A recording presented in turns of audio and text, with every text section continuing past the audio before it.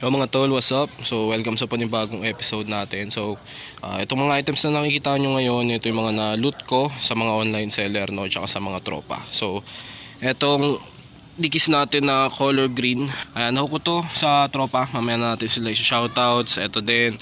So basically lahat to nakuha ko sa mga online seller lang, no, pati itong bag na to. Hindi ako nag-ukay-ukay hunting ngayon kasi imposibleng makahanap ng ganito. Hindi naman imposible pero rare makahanap ng ganito sa mga ukay-ukay. So sa episode na to ngayon, ipapakita ko sa inyo yung outfits na pwedeng iparis dito sa mga items na to. So bago ang lahat, syempre ito baka hindi na natin to isama, no, kasi focus lang tayo ngayon sa jersey. Pero ayun, etong episode na to ngayon, i-flex ko sa inyo itong mga outfits na nakikita nyo ngayon sa screen. So siguro umpisahan na natin sa mga Dickies Polo, tapos saka tayo lilipat sa mga jersey. Ito nga may issue siya mga tol, oh. Dapat siya may dilaw dito yan na parang neck tape, pero tinanggal, hindi ko alam kung pa. Pero itong dalawa, itong Saints, tsaka hindi ko alam kung anong team to eh. So search ko na lang yung name. So itong dalawa, ano to, brand new condition to, tsaka itong Polo na to. Pero ito may issue din to eh. May issue siya, mamaya ako na ipapakita sa inyo. Ang may issue lang dito, itong Vikings, itong green na polo, tsaka ito need wash lang siguro. Pero yung mga tol, simulan na natin. Ipapakita ko sa inyo yung outfits natin, suot tong mga nakikita nyo sa stream ngayon. So let's go. And dala ko yung ring light tsaka yung isang buong outfit natin. Mamaya na lang mga tol.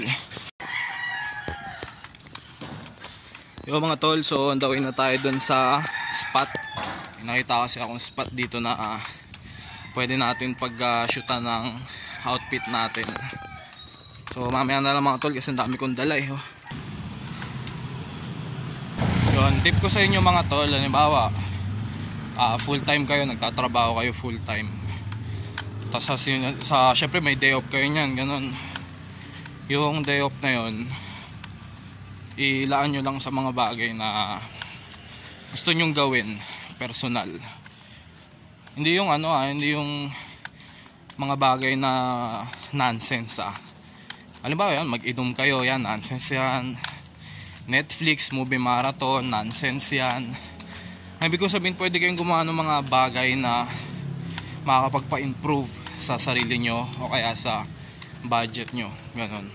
Huwag lang kayo basta magde-day off lang tapos magpapahinga. Lahat magde-day off kayo sa trabaho nyo, tas tatrabahuin nyo yung para sa sarili nyo, yung pangarap nyo, ganun. So tol, ito yung mga place na sinasabi ko sa inyo. Ayan, para siyang bakanting stadium. Dito tayo sa may likod lang. Ayan. So dala ko yung ring light natin, tsaka wala naman tayo pagsasaksakan eh. Dinala ko lang yan talaga pang stand. Tapos yung mga outfit natin mga tol. So yun. Yung mga tol, dito ako ngayon, spot. Yan, dito tayo. So mag-start na ako mga tol. Wait lang, mag-aayos si setup lang ako.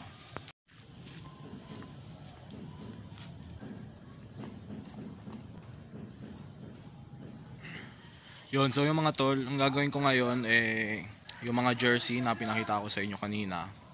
Actually hindi kanina yung, kasi nung isang araw ko yung sinut. Pero yun, yung mga jersey na yun, i-outfit natin ngayon. Papakita ko sa inyo yung fitting nila kapag suot na. So yun lang mga bossing, i-set up ko na lang. Tapos yun, eto, naka-ready naman na yung gamit natin eh. Papakita ko sa inyo. Ito na yung mga dala nating gamit, no. Tapos dito lang natin i-stand sa ring light. So tour ko lang kayo saglit dito sa spot natin. Ayan, para siyang court na hindi natapos. Bakanting lote.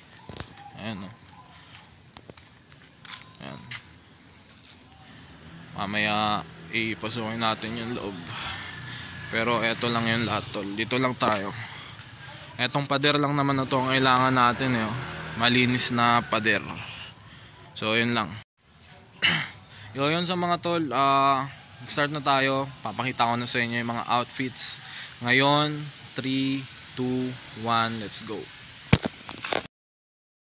Yan, bali mga tol, ang papalitan lang naman natin yung pambaba natin. So may dala akong sapatos, itong Chuck Taylor natin, tsaka Dickies na pants. Ayan, kasi puro pantaas naman ang flex ko sa inyo ngayon. So papalit na muna ako. Nagbaon lang din ako ng isa pang black t-shirt, pampalit kung sakaling hindi terno sa jersey. Tapos mga accessories. Ayan.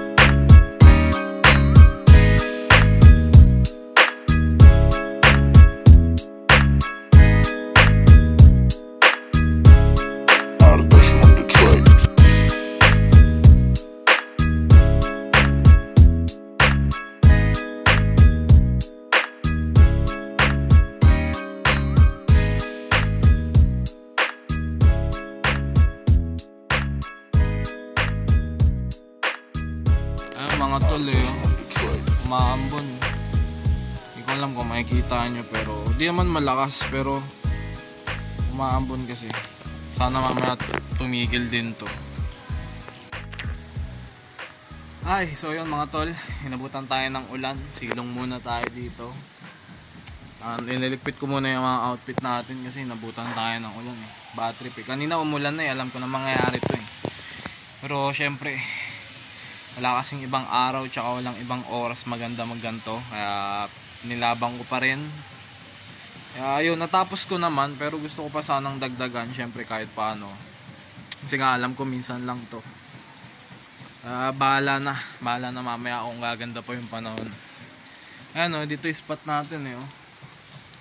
Maganda sana mga tol, tahimik tsaka wala masyadong dumadaan, kaya dito na siguro lagi ang spot natin pag day off lang. So yun.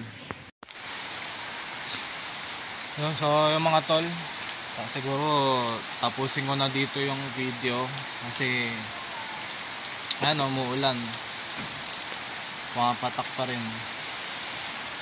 Pero goods naman, natapos naman natin. Gusto ko lang sanang sulitin yung oras tsaka yung spot, kasi ngayon lang, sa totoo ngayon lang ako nakahanap ng gantong klase ng spot na pwedeng gawan talaga ng content. Kaya medyo gusto ko sanang sulitin. Goods lang naman mga tol. Goods lang yung pwesto natin dito. Marami pa namang ibang araw. Marami pa tayong day off na pwedeng mag-set ng ganitong kasi ng content, no? So at least meron na tayong spot na pwedeng magamit sa mga future pa nating outfits na ganito, content. Nag-start ako 2021 para sa mga talagang nakakaalam dyan. Nag-start ako mag-vlog 2021. Kasabay nun yung pagpunta ko sa mga thrift shops para bumili ng mga damit na mura, tapos ibenta ko ng mas mahal na may tubo. 2021 mga tol. Alam nyo yun, almost 3 years mga tol. Marami akong natutunan, maraming nagbago sa buhay ko. Pero hindi ko pa talaga nakukuha yung talagang gusto ko. Siguro dahil alam ko sa sarili ko na kung gantong klase ng laro talaga pang matagalan talaga mga tol. Walang easy money, walang pangarap na nakukuha lang sa isang gabi. Bago ko to simulan, tinatako na sa sarili ko na talaga aabutin ako dito ng 10 taon, 15 years. Ganon ko siya tignan. Pero tingin ko sa loob ng 3 taon dapat meron na dapat akong mga bagay na yung alam mo yun, yung talagang pinlano ko, pero hindi ko pa siya nakuha. Akala ko pag nag-start ako ng business, yung unang 1 taon o 2 taon lang yung mahirap, tapos pagkatapos nun kikita na, makakaipon na, makakapag-expand na, ganun. Pero hindi pala mga tol, hindi pala. Mali ako nang hinahabol. Hindi pala dapat pera ang unahin, hindi pala dapat pera ang habulin. Marami kayong makapanood sa mga rapper, habulin yung pera, unahin yung pera. Pero hindi mga tol, depende siguro sa tao, pero para sa akin hindi. Pera ang inuna kong habulin, tapos ngayon mali. So hindi ko gusto yung nangyayari sa akin. Siguro nakikita nyo okay yung sitwasyon ko, kasi nakikita nyo lagi ako sa social media, bumibili ng damit, nagbebenta ng damit, nagla-live selling, kung ano-anong racket. Akala ng iba talagang paldo na, pero hindi pa mga tol, sobrang layo pa. So ayan, habang dito tayo maulan, magmamalalim muna tayo.